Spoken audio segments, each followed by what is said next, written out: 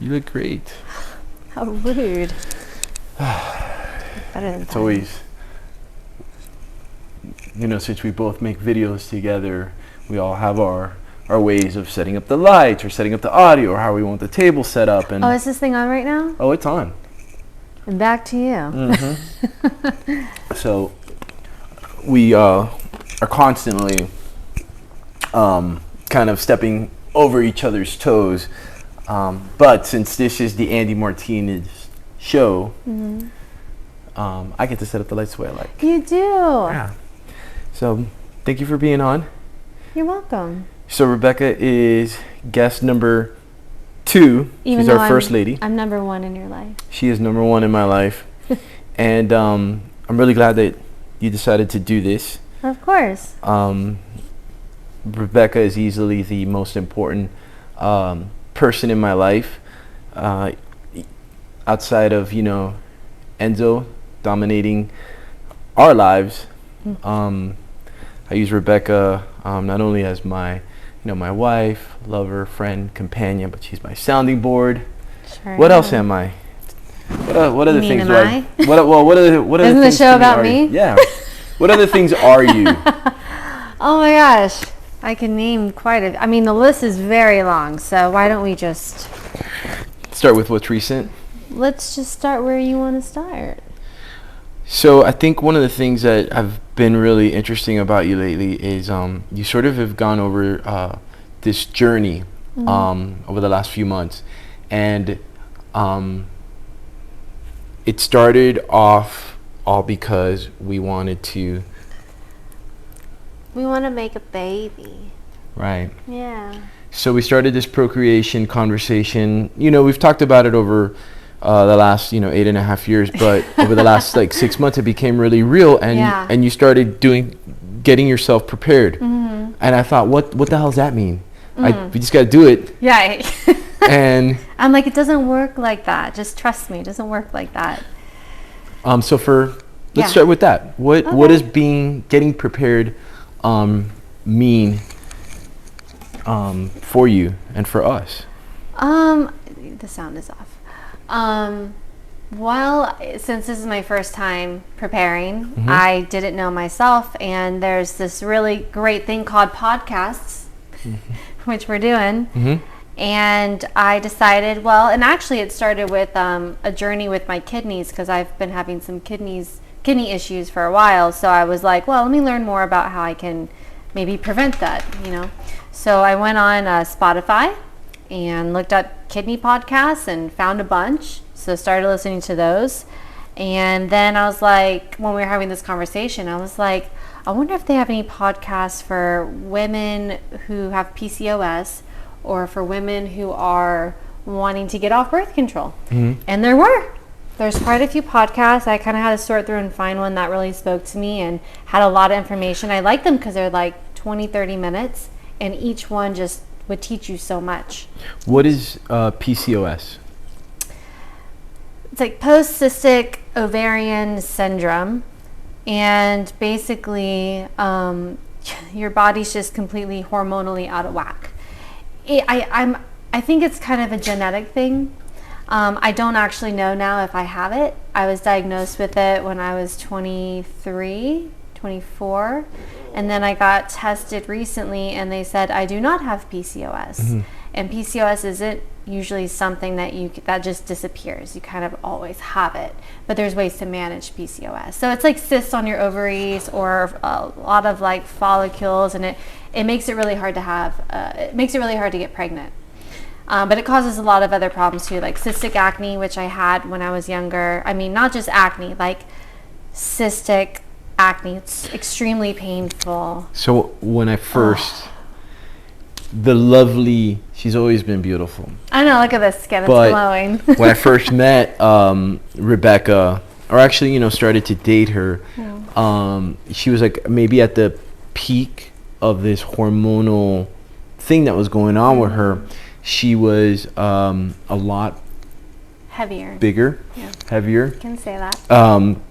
And her skin all over and around her face and her chin. All the way down my neck, my shoulders, horrendous like acne.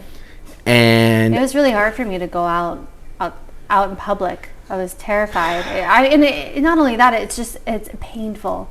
You don't even want to touch your skin. Yeah, and it must be, for everybody, men and women, I'm sure, go through cystic acne, but it's to a certain extent, sure. I guess it's I think it's more horrible for girls, right? Because girls are a little bit more face conscious, and you're putting on makeup, and it doesn't matter what you do. You can eat really well. You can put topicals on your face. You can wash your face and go and get what do you call it? I don't even get them, but facials. Mm-hmm. It doesn't matter what you do. It doesn't go away. So I was dealing with that. I went from being 99 pounds underweight to being 130 pounds overweight for me, because I've always been a happy 105, 108. So this journey, it's interesting because it's allowed me a lot of time to reflect and process about where I'm at right now and why I'm here, and some kind of truth bombs that like registered in my brain as I'm like listening to these podcasts and starting to learn about my body and where I'm at right now. Oh, sorry, it's my... just make sure it's not rubbing. I'm just going to put it right there. I'm just going to put it right in the middle of my chest. Right in the center, the focal point. Right here, you guys. So I'm going to try to like organize this a little bit. Andy and I want to have a baby. I've been on birth control for 10 years. It's a long time to be on birth control. I never wanted to be on it. Ended up on it for certain reasons, and then always wanted to get off of it, but was always scared because of the before. And just to be clear, because I know like everybody's here is going, yeah, I know why you wanted to get on birth control. Mm-hmm. That's certainly one big reason, right? For prevent pregnancy. But I didn't know that birth control pills also affect, obviously, your hormones. Well, they regulate. So what happens here, let me organize, like I said. Okay. It's my show, damn it. All right, so we want to have a baby. I clearly have to get off the birth control, and I'm scared. So I start looking for answers and asking questions and reaching out to doctors. So I reached out to an acupuncturist who's an herbal doctor.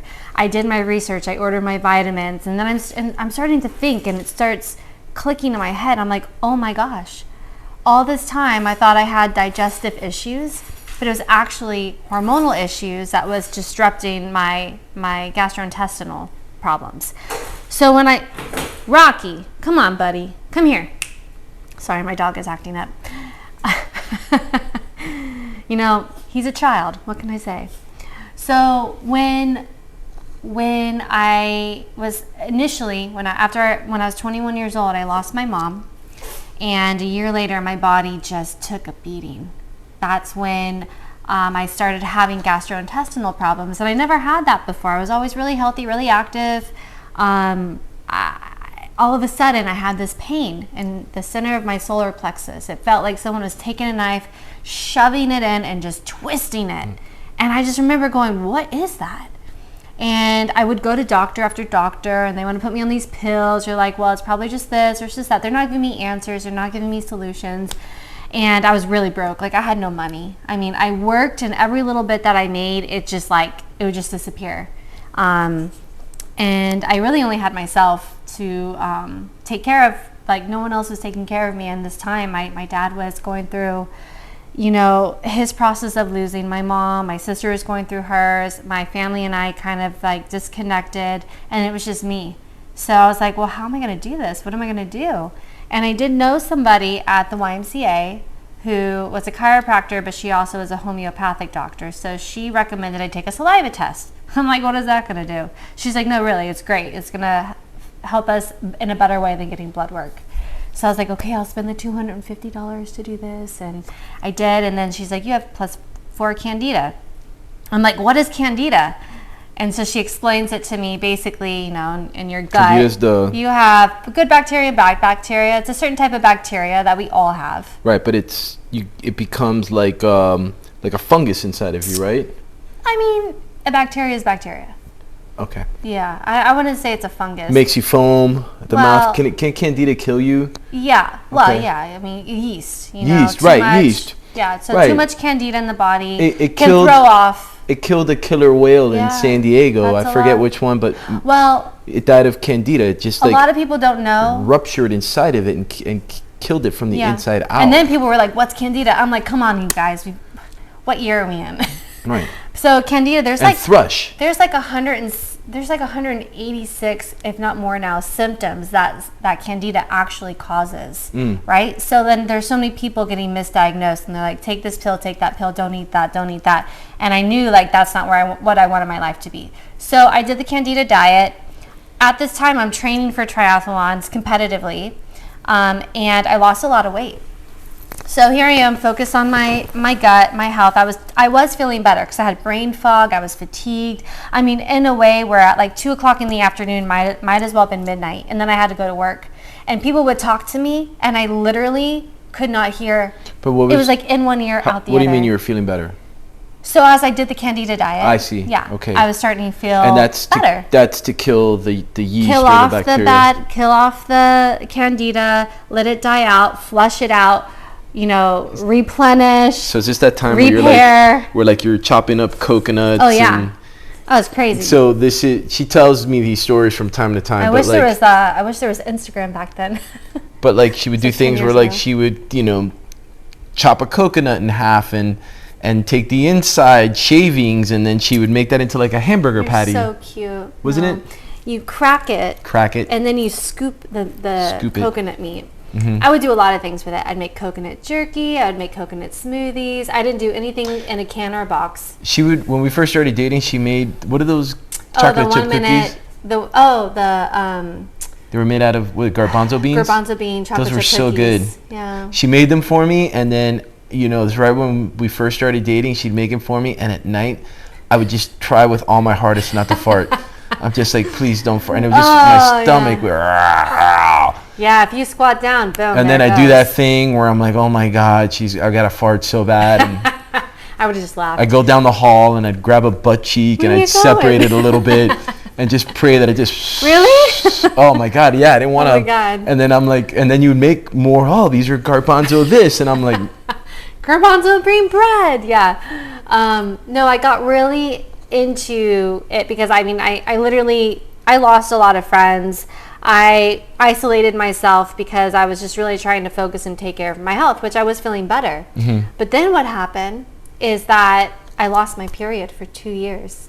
Right. 2 years I lost my period and go, oh, that's weird. Okay. It's like I didn't even deal with it because I didn't know what to do. I was like, well, what do I do? But that was a result of all the weight loss and the drastic diet change. I think it had it was a combination of that. I don't really know. And then when I went into the doctor, they're like, well, you need to gain weight. I'm like, well, nobody really wants to hear that.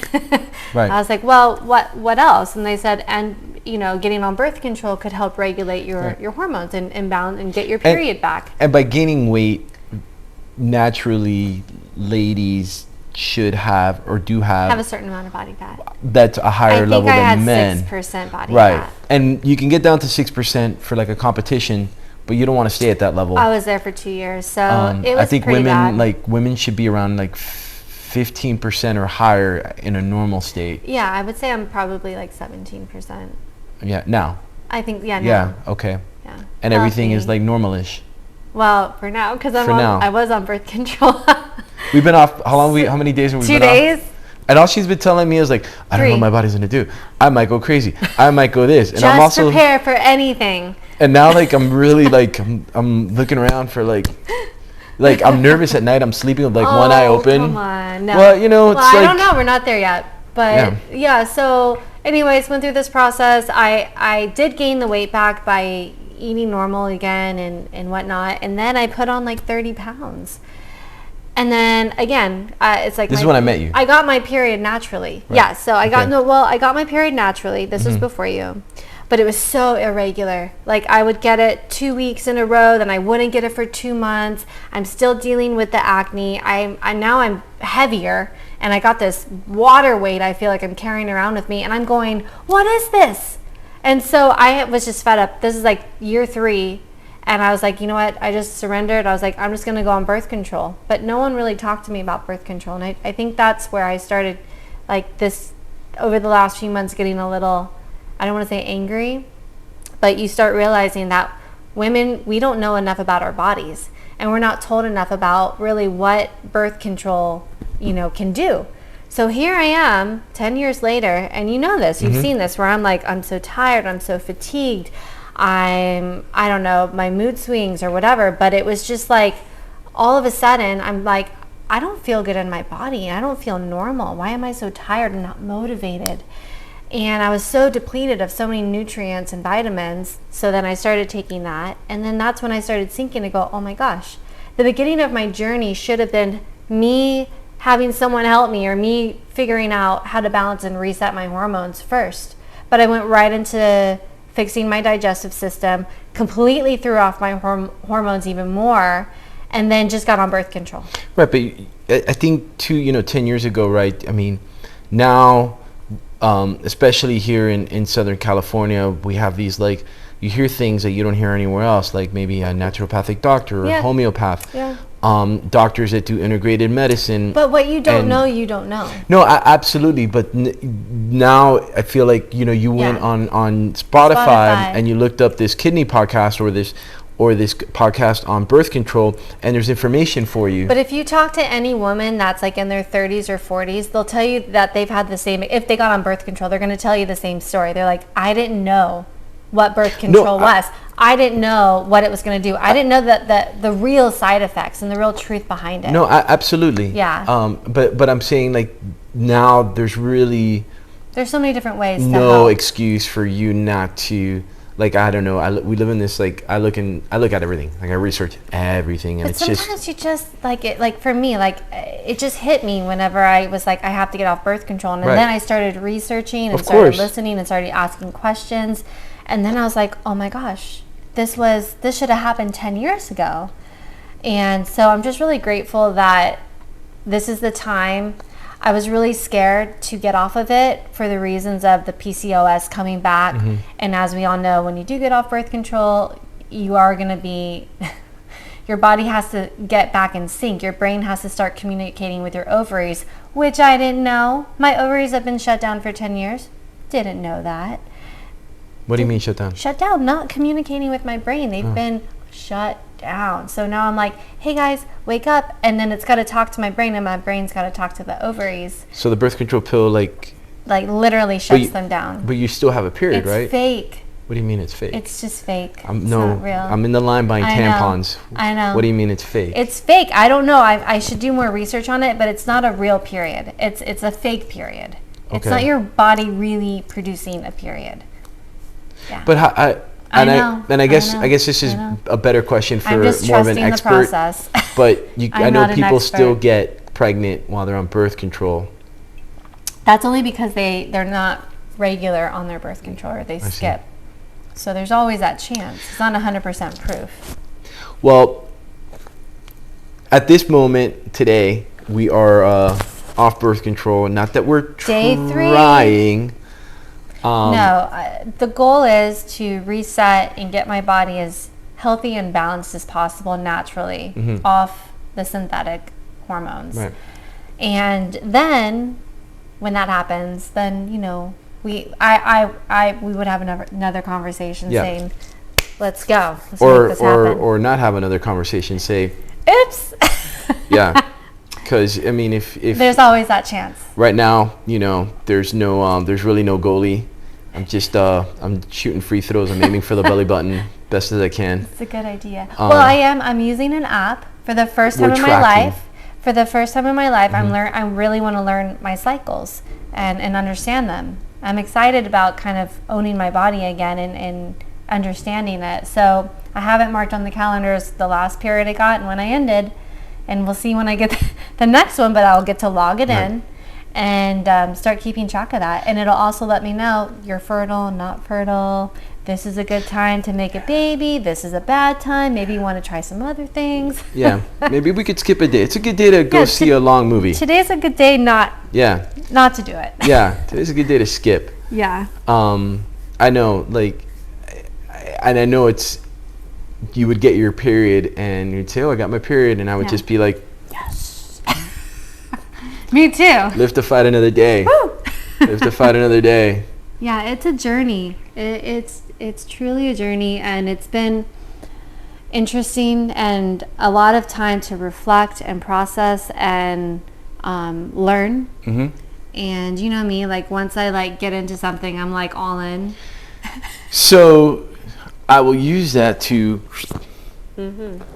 speaking of all in, so we had one of Rebekah's friends, I noticed that she was doing this women's retreat out in Joshua Tree. For those of you that don't know Joshua Tree, it's a beautiful national park out in the desert. The stars. 2 hours from us. It's gorgeous. But she was doing this retreat, and Rebekah, between me and Enzo, you know, we work together.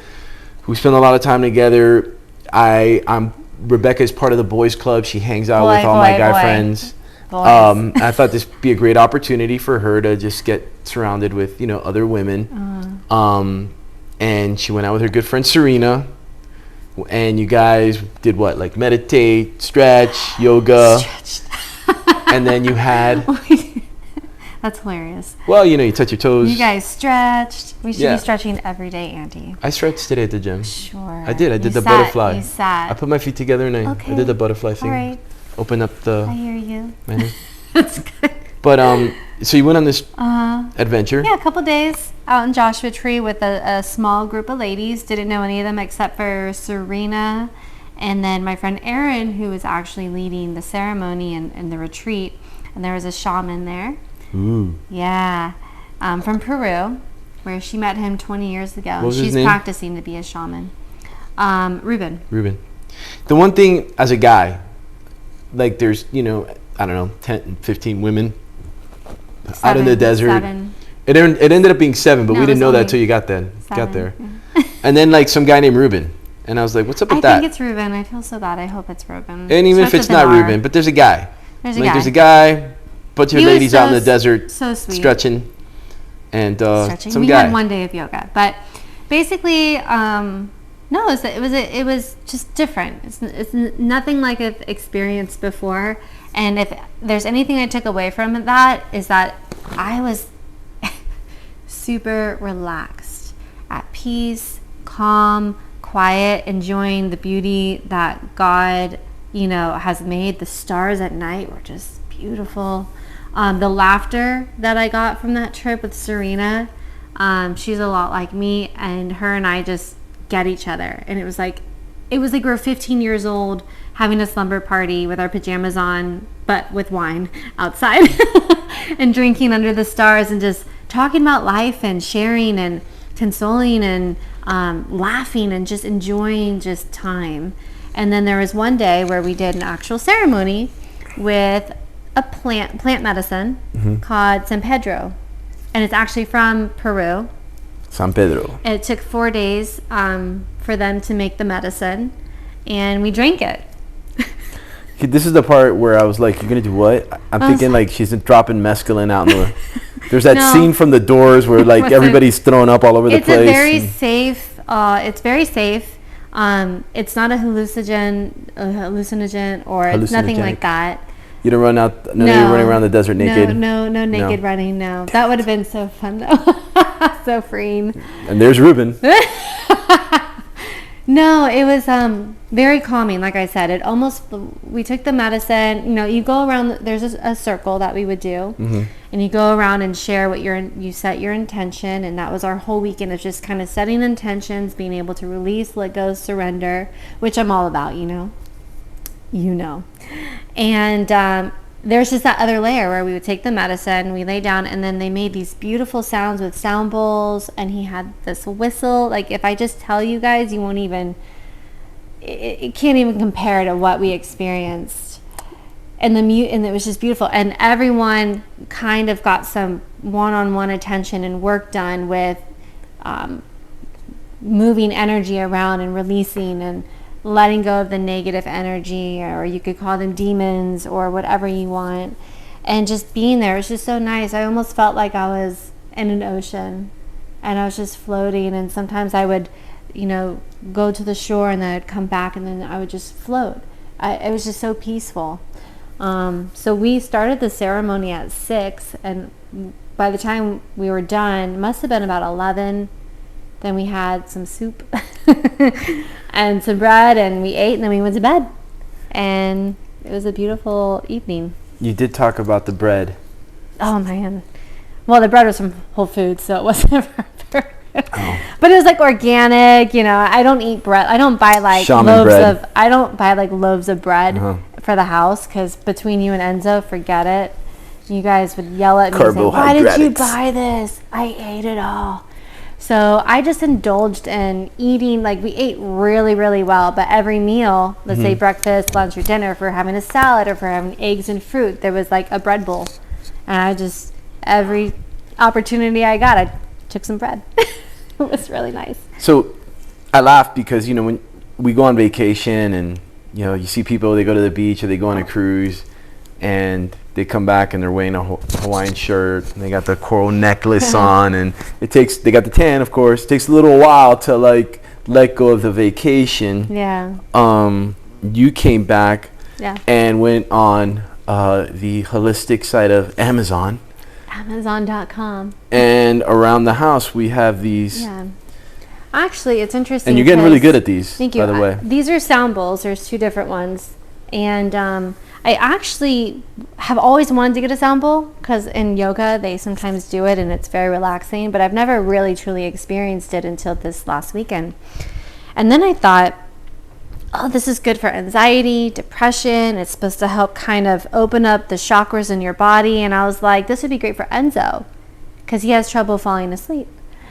Although I haven't gotten there yet. I wrote a song for him to do with the sound bowl, but I did really just, I think I bought these because of Enzo, but I know I've always wanted them too. So it was, you know, do you want me to give you a little test? Yeah, please. All right, so. What do you do with these? You just tap it, and then you go around, and it should. You can do whatever you want with these. You can pray, you can sing, you can just be in thought, or you can. And I like how it sort of feels like, and I don't know if you can hear that, like, but the sound, you kind of push it around. It's really nice. So that's that one. Can I try this one? Yeah, this one's a little bit harder. Can I try it? Yeah, it's harder. It's harder. Oh, this is the advanced one. Yeah. Here, let me try It's just different. Here, let me try this one. Yeah, try it. No. On the outside here. Outside. Got it. There you go. Give it a little pressure. See? It takes a little practice. There you go. This one's nice. I feel like a DJ. Yeah. This one's harder. There. And this one has like. And it can get that. This one's just different. Patience too. It teaches you patience. Patience. This thing is broken. Yeah. Don't they have like a sound bowl app where I could just do a few times? I hit play and it plays me sound bowl music? No, there's something about There's gotta be an app There's for that. something about it. It's just very therapeutic. So I bought these. I've been doing it every day. Do you like it? I like it a lot. You do like them? I really do. Let me adjust this real quick. They're nice. And I'll do it throughout the day, you know, just for a couple minutes here and there. And yesterday I sang. I wrote a little song for Enzo. Did you? I did. What was the song? It's to help him sleep. So it's a sleepy song. It's called the Goodnight Song. I want to just make sure I don't step over all of this, and I'm sure it's making all kinds of crunchy sounds. All right. I don't know what I'm doing. I think it was just fine. Did you? Whatever floats your boat, dear. Floats my boat. You float my boat. It's a cruise ship. So I had a wonderful experience, but it did bring, you know, if anything, it was about really just being present. Right. And I think so often we all forget to just sit and be still sometimes. And that's one thing that I am glad to say that I did learn from my dad. It's harder to actually incorporate and do it's a routine, like brushing your teeth, like working out, like, I don't know, being consistent in something. It's just the same, like praying, you know. It's like if I don't set time aside or make time, I'm not going to do it, right? Right. So everyone's like, well, when I find the time, I'm like, you're never going to find the time. You got to make the time if you really want to do it. Yeah. No, it's everything is a discipline. Yeah. But it's not so much discipline as it is routine and just being consistent. And there's discipline at the beginning, but it eventually just becomes habit. Right. Yeah. No, but you're right. The discipline, I think that's the hardest part for everything, right? Is starting and then carrying on. Sure. Until you forget and that it becomes you know, how can you live any other way? Yeah, how can you do it? Exactly. Well, it's like so I got like food poisoning or whatever it was like a week or two ago, and I was afraid to like take any of my vitamins. But taking my vitamins is very important for me right now because I'm like, I got to take these vitamins. It helps me with my hormones and I'm not going to get the symptoms, and I'm taking herbs. And I was like, I didn't want to eat anything because I felt like anything I put in my stomach, I was just going to throw it up. So just that one day of not taking my vitamins turned into 2 days, 3 days, because you got to eat before you take vitamins like I do. Right. And then I was like, oh my God, I haven't taken my vitamins in 4 days. I just fell out of that routine because it was still fairly fresh. Now I have like I put my little, you saw? I have like a little bowl that I put all my pills in. Like an old lady, just throwing all my pills in there. But I have this little bowl that helps me because I make breakfast and then I fill up my little bowl with my pills. And then I put it next to my water. And now I don't forget. But if you fall off 1 day, 2 days, it's easier to keep falling off 3, 4, 5. You got to pick that back up and, keep going. Absolutely. Build that until it's like you said, it's just... It's something we do. You can't live without it. Going back to the beginning, Rebekah, when we first started dating, and for most people, everything is exciting and everything is fresh and it's new. And then we had about 4 years of chaos. Look at this face. But we've been together now just over 8.5 years. That's crazy. And married for coming up on 3. Yeah. I just can't believe we've been together that long. I think it's hard for me to get my mind around it too, because we spend a lot of time together. So much time. And then I feel like I'm always kind of learning you, where I'm like, this is new. Or this is so a many new levels. Story. Or like, you've never told me that before. I got to keep you on your toes. And me too. I feel the same way. Can't give you it all. What else am I going to give you later on? I can always come up with something. Oh, God. Yeah. You really could. We spend an incredible amount of time together. Yeah. And one of the things that I've really appreciated about you and Facebook and social media, right, with the Facebook memories and things pop up, things start coming up from way back when. And when I met Rebekah, she had very long auburn hair. She was a little bit, heavier in all the right places. For me, she hates when I say that. Anytime it's like, and she had her. I'm like, oh my God, I need to step on the scale. She had her cystic acne. Yeah, no. Look, the weight thing in my house. When he says I'm looking good, I need to lose a few pounds. When we first started dating, she moved to Denver. She was only there for about 6 months before I dragged her back here. But I went out to visit her one time, and when I was unpacking my suitcase, I took out this thing. She's like, "What is that?" And I brought with me my weight scale. A scale. I was like, did you really pack your scale? I really packed my weight scale. He's like, yeah. And that's when I was like, we were so fresh. And I was like, I'm just trying to process, trying to understand. Those are my youthful fat kid issues that I deal with. He keeps saying he was fat. I still don't think you were ever really, truly fat. I was fat enough that you get wedgies and you get pushed around in school. It doesn't matter if you were obese. You would know. Or how fat you are. I was the opposite. But when you're the wedgie kid, or they want you to do the truffle shuffle. Oh, the truffle shuffle? Yeah. What is that? From Goonies. The heavy kid in Goonies. What do you do? And he pulls, come on, Chunk, do the truffle shuffle. And he pushes his belly together. Well, they'd ask me to do that. They'd give me titty twisters. Really? Yeah. Aww. That's just so mean.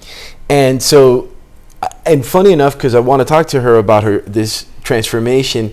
But if you look up Chunk from Goonies, for those of you who are Goonies fans, his name is Jeff Cohen, and his transformation is amazing. It's nothing like he was when he was a little boy.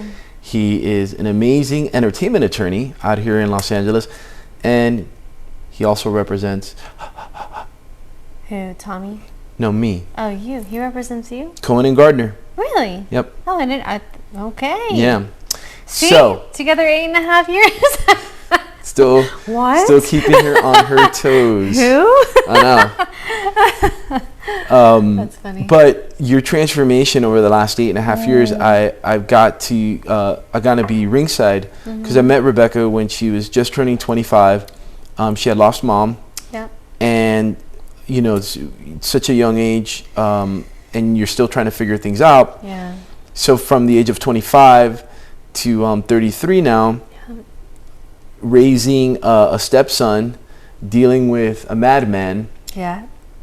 And you've evolved beautifully. And when you say things like, I can't believe it's gone by, or that much time has gone by, I can't believe it either, because time flies when you're having fun. And I've been having so much fun since I've been with you. Really? Yeah, I mean, everything in my life got better.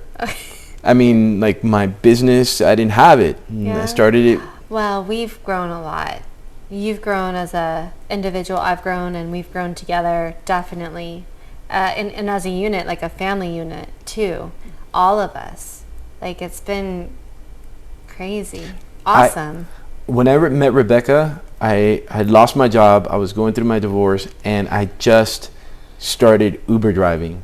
That's where the book comes in. I had no money. I had like... You had no money. Nothing. I was like, come again? And here I am, like, getting divorced, have a child, and I'm broke.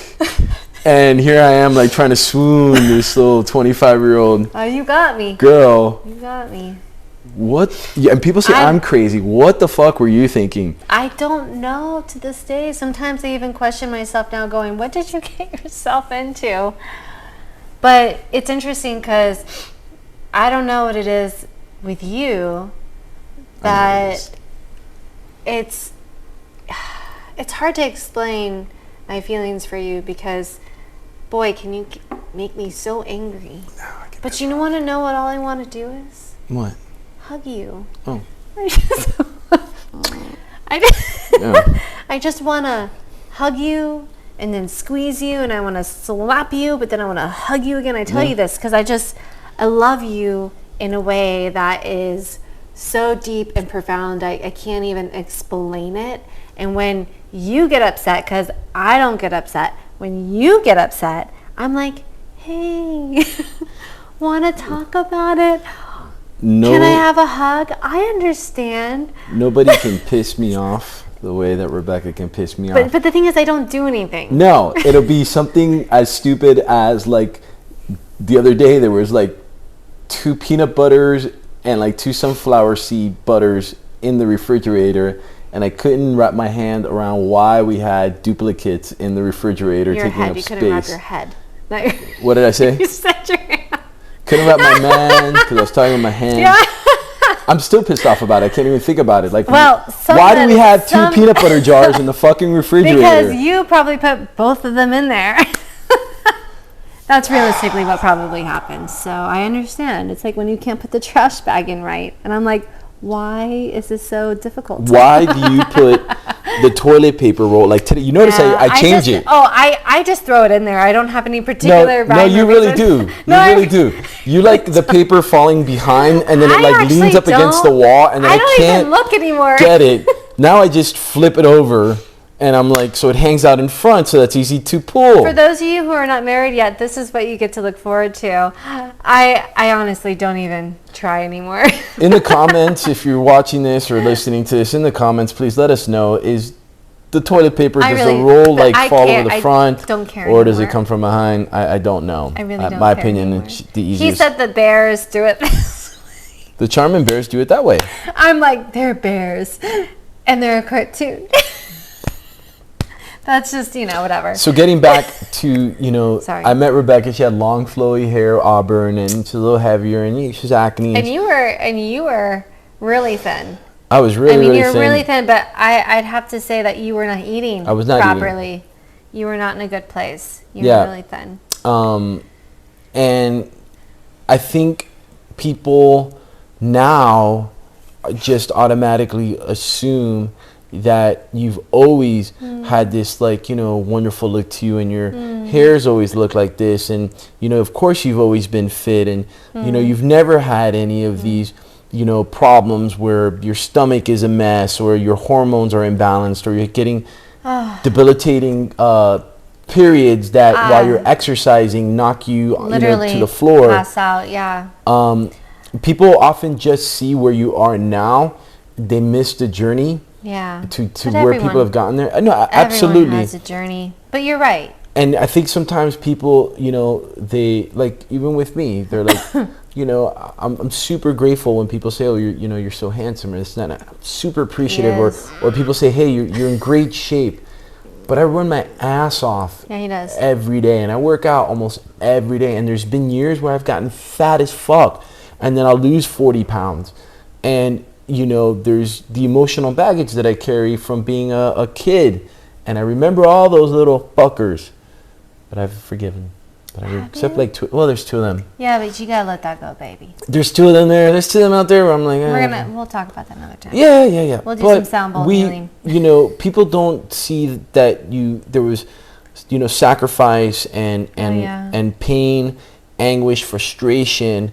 And it goes back to what I was talking about earlier with you, is that you're one of the most disciplined people that I have ever come across. And for me, that I'm, I can be impulsive and all over the place. I think that one of the things that I'm so grateful for in my life, and that I attribute to, the success that we're having, not just in our business, but, in being a father, and being an ex-husband, and in being your husband, and in being happier with myself. I attribute that to you coming into my life and teaching me, these values. And you were so much younger than me, and you have this strength. And people sometimes just automatically assume that it just always was. So what did you learn, this, the practice of discipline and consistency? My mom and my dad, equally. They both had different strengths, and they both had different weaknesses. And my parents were just so amazing with always making sure we were doing everything that we wanted to do. So I was in gymnastics, and I wanted to do dance, and I wanted to do basketball, then I wanted to do cheerleading, then I wanted to do track and field, and my parents were so supportive. And on top of that, my dad had a 9-to-5 job, but everyone respected him. He was like the head of the media department, so everybody knew him. Everyone knew Will. Everyone knew Will's family. My mom, she was a marathoner, triathlete. She raised hundreds of thousands of dollars for finding a cure for Leukemia and Lymphoma Society. So every weekend she was disciplined and go, and she'd coach. And then my dad would be home with us, and we'd be helping out around the house, teamwork, clean the house, do this, do that. Everything was a unit. And then my mom would get up at 4 a.m. and she'd run her 10 miles or her 15 miles, and then she would go teach, then she trained, then she had her own business. I saw my mom go through the transition of being a registered nurse into opening up her own practice, and having her, and my dad and her building out her studio from the garage. They made it this beautiful room you've been in many times, with the hallway. I mean, I just saw so much support from my parents with each other, and so much love. Like, I never saw them fight. And I knew as I got older that there were disagreements or this or that, and usually it was because of Rachel and I, of course, naturally the kids. But they never ever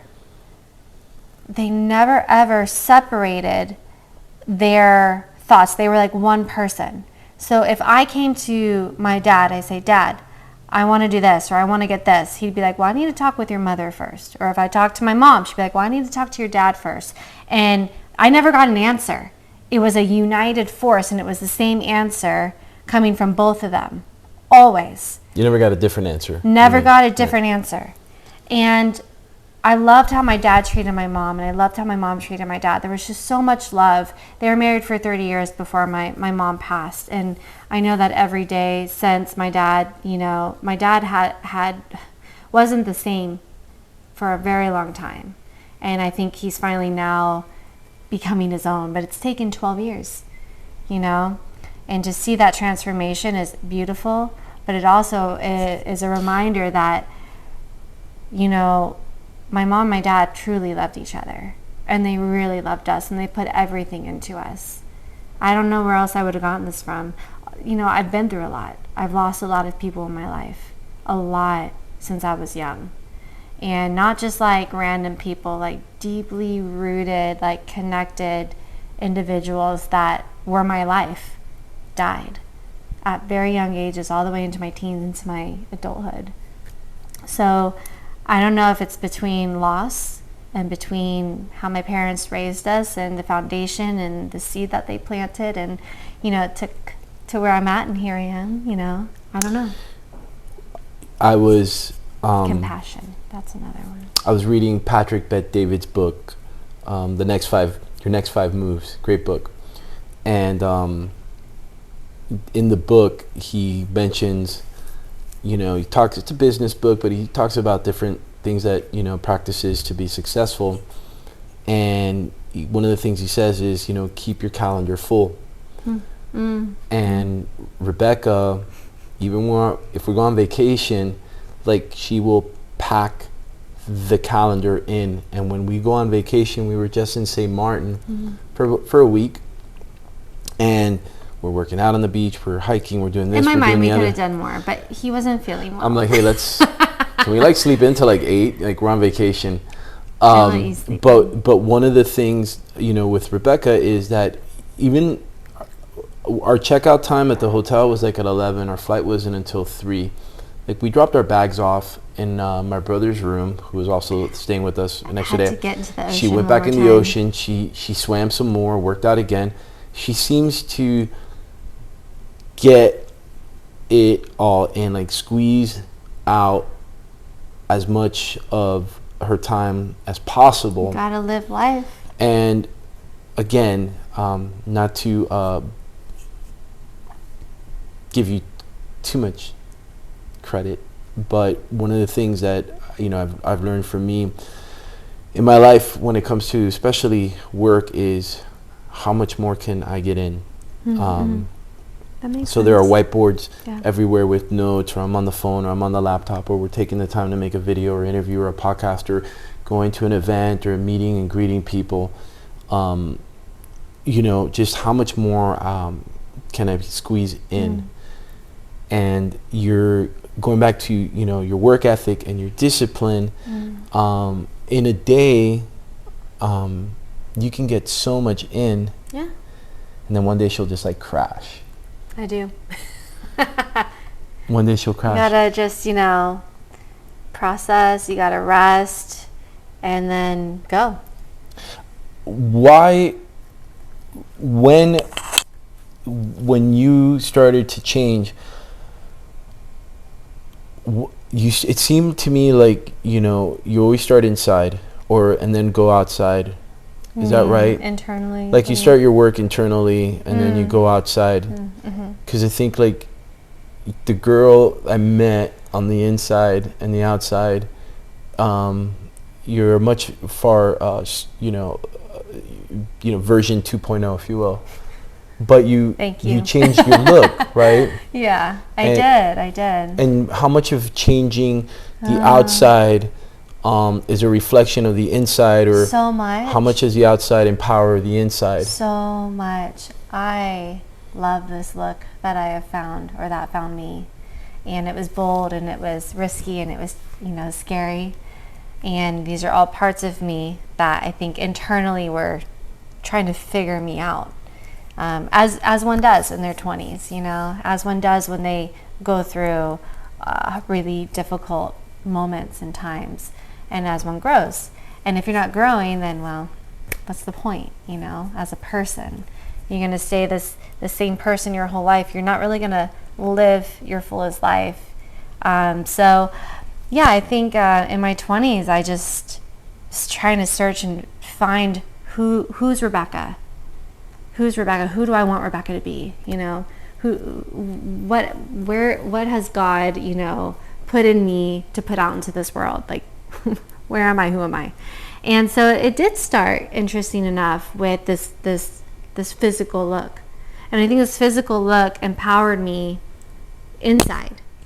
Sorry, I don't want to hit my mic. Okay. Inside, you know, to really grow as an individual. Outside, like, this makes me look tougher than maybe I really am, or this makes me more bold than I really am, or this makes me stand out, and sometimes I feel like I'm just like this quiet person in the room. But it allowed me to express myself differently and to hold myself differently, maybe to challenge myself in a different way. Like, I don't want to be this, and that. I want to be this person, so I'm going to create this person because this is who I should be right now. And I grew into it. And I really love who I am. And I also love the idea of me continually, you know, growing and learning and getting more bold and getting more, you know, getting stronger. I was just talking to my client about this today. She's 19. And we just, you know, her and I will talk at the end because she's 19. I'm just like, this is the time.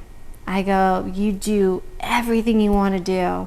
This is a time for you to kick your ass every day and get stronger and build your strength with your mind and your body and your spirit and your emotions and start, because your body will change. Mm-hmm. Your body's going to change, period. You know, I'm not 40 yet, but I can imagine maybe in 10, 11 years, I'm going to be like, oh, I do feel a little different. But how much of that do I want to feel if I'm building strength in my mind? It doesn't have to be like that. Right. Because I'm constantly checking in with myself. And that was a time, you know, Joshua Tree with me being present. And that is kind of my time right now, being present. And I told my client, I said, you know, I think I might have been 27, 28 when I started working in a way within myself to empower myself differently so that I don't have to go out and kill myself every day. I don't have to always say yes to everybody. I don't have to have everybody like me. You know, that's when I started changing and evolving and growing stronger. Yeah, I think you found that a lot younger than I did, for sure. It took me, I've always kind of changed it up, but I think I didn't really change it up for all the right reasons. I think I changed it up because it's who I thought people expected me to be. Yeah, and I don't want to say that it's lack of how you were raised, mm-hmm. but I think a lot of who I am is what my parents instilled in me, and part of who I am, but it's also experiences. So you wouldn't be this person today if you hadn't gone through the things that you've gone through. Now, would you maybe be further ahead, or maybe a little more like, I don't know, patient or less angry, or whatever the things that you struggle with as an individual? Would you have worked on that sooner? Maybe. But then you wouldn't have this life. Sure, agreed. But I was afraid for too long. Like, I didn't figure it out I certainly wasn't conscious of trying to figure it out well into like maybe my mid-30s. You're a late bloomer. It's okay. A very late bloomer. Well, there's some people that never figure it out. Yeah, and that. So you should be so proud of yourself. Yeah. For where you are. Thank you. I've seen you grow. Oh my God. Like, when I met you, you're a completely different person. I was. I mean, all over. And I really love you more today. I love who you are more today than when I met you. Oh, in so many ways. Yes. There are still things to work on. Because between us as a couple, as parents, as individuals, as business owners, there's always things for us to work on. But I love who you are becoming, and I'm just so grateful to be able to be a part of everything that you do, because I was telling you the other day, like, I am so much smarter just by being around you. I really am. Yeah, and you're smarter too. In a lot of because you challenge me. We challenge each other. That's Last episode, the one with John Darby, it didn't make the podcast, but we were having coffee, and John is, as he's been a bachelor his whole life and called himself a lone wolf. Right. And I was just telling him how much my life is intertwined with yours, and I used the word, I'm totally codependent. I can't do anything without Rebekah. If she goes to the grocery store, I got to go to the grocery store. And if she sends me to run an errand by myself, I got to call her and say, what did you ask me to do? That's true. And John said, you guys, you're not codependent, you're interdependent. And I liked that so much better. Yeah. Because I function so much better when you're with me. Yeah. And I feel the same. No matter what we do, yeah. I always feel better when you're around, and I feel that when you're not around, the better parts of me don't come out as easily, and certainly that the better part of me is missing. And I hate, not that I hate it, but like the other day I went to go have I forget where you were. The retreat? No, you were somewhere else, maybe getting your nails done or something, and I went to go meet up with some of the guys. Oh, maybe I was sick. I don't know. Or maybe you did go, I don't remember, but I went to go meet up with a couple of guys, and it was a last minute thing, and my buddies are at the grill and said, hey, meet us over here, and I show up, and when I show up, they're grabbing an extra seat from another table, and they look at me and they go, Rebekah not coming? I was sick that day. Yeah. Oh, that's right. You were. Yeah. That's what it was. And I'm like, no, it's just me. And you could just see well, do you still want the chair? I'm like, well, I'd like to sit my ass down. That'd be nice. Not that people not that my own identity doesn't stand on its own, and your identity certainly stands very, very well and very strong on its own. But for me, from my perspective, is people like the full identity, Andy, with Rebekah. And I complete you because we're soulmates. I know it's so hard, but it also is so easy. I feel like we should shut your hair. blinds. Yeah, we'll close them in a moment. Unless you're being blinded. Well, your shiny jewelry. Shiny jewelry. It's like, wow. This jewelry, I don't know if you can see it, but this bracelet says Andy. This was my dad's for years and years and years. And it was in the safe. And he's got several bracelets now because he's a motorcycle man, so he's got like other bracelets. But I remember being a little boy, and when he would drive the car, to see this bracelet on his wrist. And I said, Dad, what's going on with the bracelet? And he said, well, you can't have it. And I was like, can I borrow it? And he goes, you can borrow it. What a mindset, right? So I can, so I've been borrowing it for about a year.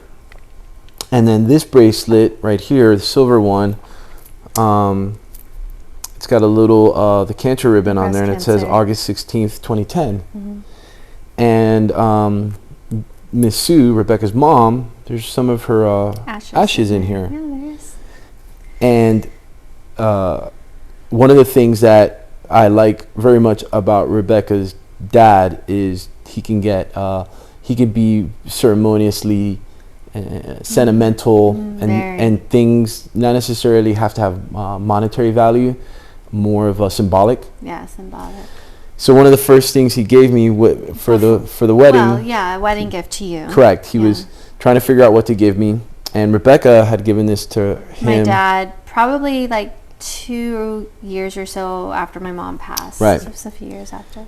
And then Mr. Will wanted to, besides, I guess giving me his daughter wasn't good enough, wanted to ensure that I felt the love and that I was appreciated and part of the family. You see why I am the way I am? He gave me back the band that Rebekah had given him. Yeah. And then if you could see it in the back here, I don't know, but there's a picture of me in this position, and Will is behind me, and he's got a baton in his hand, and the baton represents me. He wrote this beautiful letter, which is hanging on the wall behind me. Right there. You know, just welcoming me into the family, and you know, giving, you know, letting me know that you know, his little girl is you know, now my responsibility. And he handed me the baton, and he said something. Now all her bullshit and problems are yours, you know, and no longer mine. So smart man.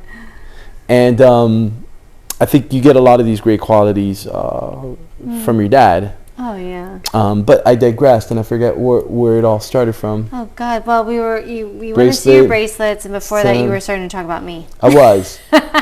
And I can't remember where exactly I wanted to go with it. But I just, in closing, because we'll do many of these for the rest of our lives, I think when you were in your 20s and I met you and you were working at the YMCA, you always were surrounded by a lot of women. Some women, some of these were much older than you. All of them were, yeah. And now I see, as the time has passed on, I used to be, you know, all your friends are old. Now what's happening is all her friends are younger. And you're in this position where I think a lot of women are look towards you, still older women, but just women in general are attracted to you and your strength and your boldness.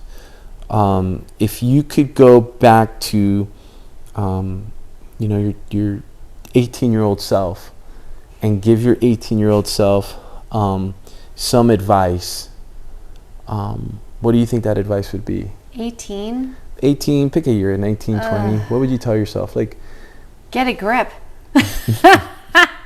Come on, are you serious? 18. I wish that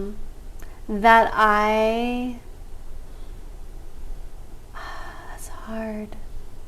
I'm not anything like I was when I was 18. I think I always envisioned me being this person I am today. But if I was 18, I wish I really spent more time with my mom and dad.